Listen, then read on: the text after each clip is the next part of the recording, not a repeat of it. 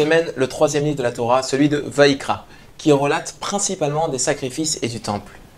Un juif apportait un korban, c'est-à-dire un sacrifice, lorsqu'il avait fauté par exemple. Le Char, un grand décisionnaire, nous enseigne qu'un sacrifice n'était agréé que si au préalable le fauteur avait pris conscience de l'ampleur de ses faits et emprunté dorénavant le chemin de la tchouva. Mais dans le cas où il l'apportait que d'une manière technique, sans aucune pensée de retour vers Hachem, ce korban n'était pas accepté. Pourquoi? Parce que Hachem désire le cœur du juif. Et regardez comment le Char retire magnifiquement ce message du deuxième verset de notre paracha. Adam qui acrive Mikem, un homme qui offre une partie de lui-même, qui se rabaisse par la teshuva, Mikem, Korban Hachem. Alors là, le sacrifice sera agréé devant Hachem.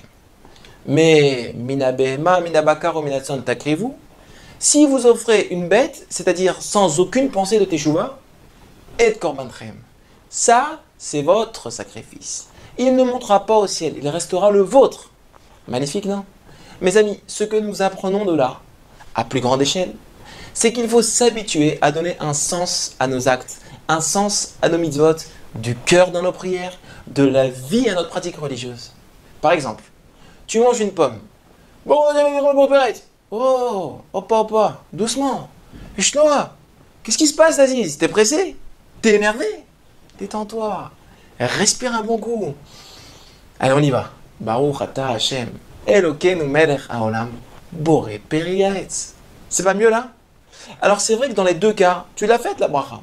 Mais la différence, c'est le cœur et la vie que tu y mets. Là, tu as mis l'accent sur ta reconnaissance envers Akadosh Baruch Hu pour avoir créé ce fruit.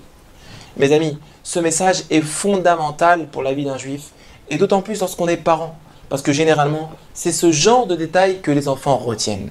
Alors c'est le moment de passer à la vitesse supérieure. Shabbat shalom.